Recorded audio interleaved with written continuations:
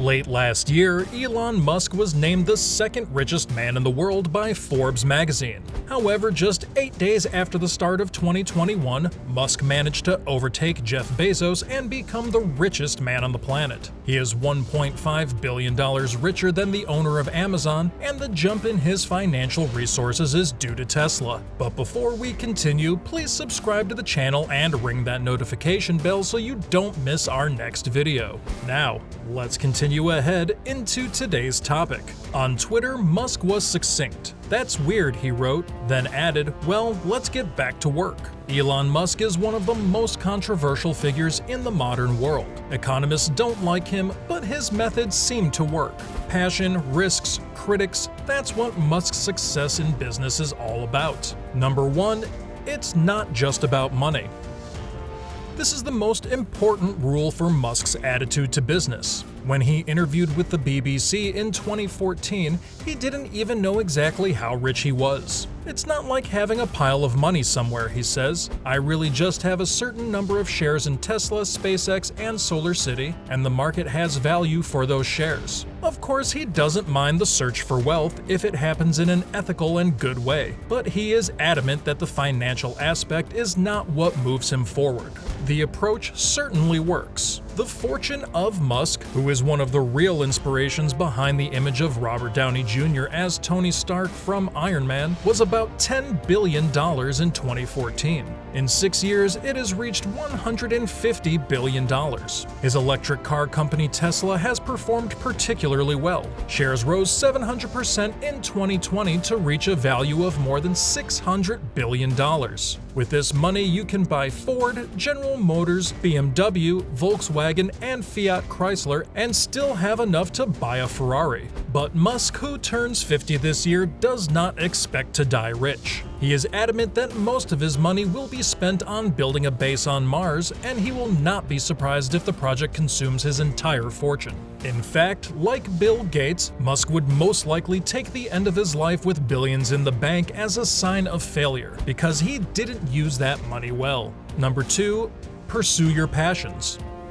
The base in question on Mars is a hint of what Musk believes is the key to success. "You want things to be better in the future," he says. "You want these exciting new things that make life better." Take SpaceX, for example. Musk created it because he was disappointed that the US space program was no longer ambitious. "I kept expecting us to advance beyond Earth and send a man to Mars, to have a base on the moon, and to have, very frequent flights beyond orbit," he said. When that didn't happen, Musk came up with the idea of the Mars Oasis mission, which aimed to send a small greenhouse to the red planet. The idea behind this was to get people excited about space again and to persuade the US government to increase NASA's budget. But as he struggled to get off the ground, he realized that the problem was not a lack of will, but rather a lack of a path. Space technology was far more expensive than it should have been.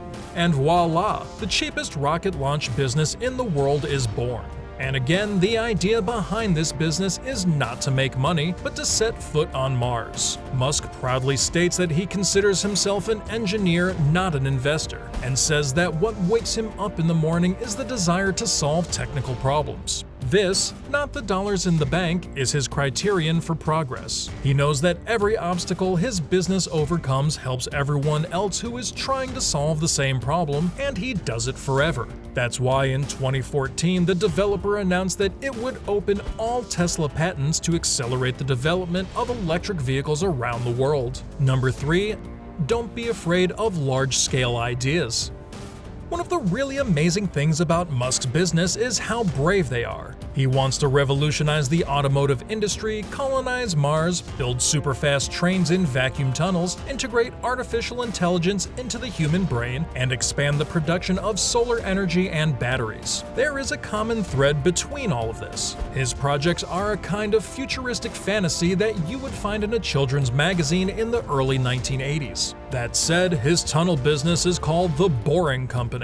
Musk makes no secret of the fact that he was inspired by the books and movies he watched as a child in South Africa. And that brings us to Musk's third piece of business advice: don't hold back. He believes that low ambition is embedded in the incentive structures of most companies. To many, companies are incrementalist, says Musk. You can say it's not your fault, it's the suppliers. If you are brave and focus on a really breakthrough improvement, but it doesn't work, you will definitely be fired, Musk said. He says that's why most companies focus on small improvements to their existing products instead of daring to imagine brand new ones. So his advice is to make sure you're working on what he calls things that matter. Two things stand out in Musk's personal hierarchy. First, he wants to accelerate the transition from fossil fuels to electricity. We draw from deep gas fields and deep oil fields that haven't seen the light of day since the Cambrian era. If the last time something saw light was when the most complex organism was a sponge, you really have to ask yourself if that's a sensible move, he explains. Second, he wants to ensure the long-term survival of humanity by colonizing Mars and making life multiplanetary. Number 4, be prepared to take risks.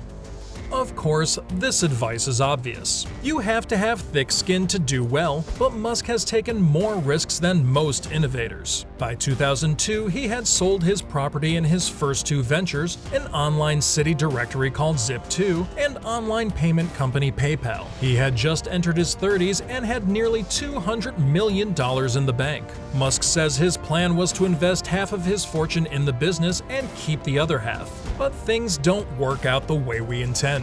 In 2014, when he spoke to the BBC, he had just emerged from the darkest period of his business life. His new companies face all kinds of problems. The first 3 launches of the SpaceX failed, and Tesla had all sorts of problems in production, supply chain, and design. Then comes the financial crisis. Musk says he faced a bright choice. I could either keep the money, but then the companies will definitely die, or invest what I have left and maybe have a chance. Eventually, he continues to invest money. At one time, he was so indebted that he had to borrow money from friends just to pay for his living expenses. But did the prospect of bankruptcy hurt him? Definitely not. My kids may have to go to something like public school, a big deal. I went to public school. Number 5, ignore critics. What really shocked him, however, was the pleasure that many experts and commentators felt from his suffering. The liberal Schadenfreude was really amazing, Musk said. There were many blog sites supporting Tesla's death clock. Maybe some people wanted him to fail because there was some arrogance about his ambitions, but he rejects this. I think it would be arrogant to say that we will definitely do it, as opposed to trying to do it and try to do it the best we can. This brings us to Musk's next lesson in business success. Don't listen to critics. He himself did not believe that SpaceX or Tesla would ever make any money when he created them. And the truth is that someone else did not believe that. But he ignores the critics and moves on, because Musk is a person who judges success based on the important problems he has solved, not how much money he has earned. Just think how liberating that is. He doesn't bother to look stupid because his big financial stake hasn't paid off. What interests him in the pursuit of more important ideas. This makes decision-making much easier because he can stay focused on what he thinks really matters. And the market seems to like what he does. In October, U.S. investment bank Morgan Stanley valued SpaceX at $100 billion. The company has changed the space economy, but what will make Musk most proud will be the fact that his company has revived the U.S. space program. This summer, one of his Crew Dragon rockets launched 6 astronauts to the International Space Station, the first such mission from American soil since the space shuttles were withdrawn in 2011. Number 6. Have fun. Follow this guide and with a little luck you will become impossibly rich and famous. Then you can start coming out of your shell. Musk is a well-known workaholic. He can boast of working 120 hours a week to support the production of Tesla Model 3, but in recent years he seems to have started to have fun.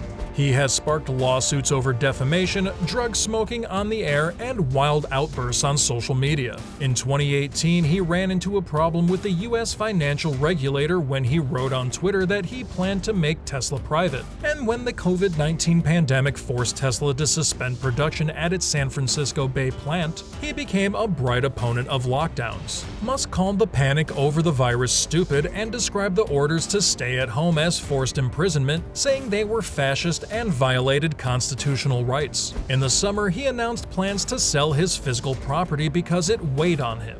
Days later, he announced on Twitter that his newborn son would be named X-A12 Musk. Yet his unpredictable behavior has not affected his business, and the entrepreneur remains as ambitious as ever. In September, Musk said Tesla would have a convincing $25,000 car over 3 years, and said all of the company's new cars would soon be fully self-driving. Last year ended with a real bang in December when SpaceX tested its Starship launch vehicle, which was supposed to take the first humans to Mars. The giant rocket exploded when it landed 6 minutes after takeoff. Musk hailed the test as a great success.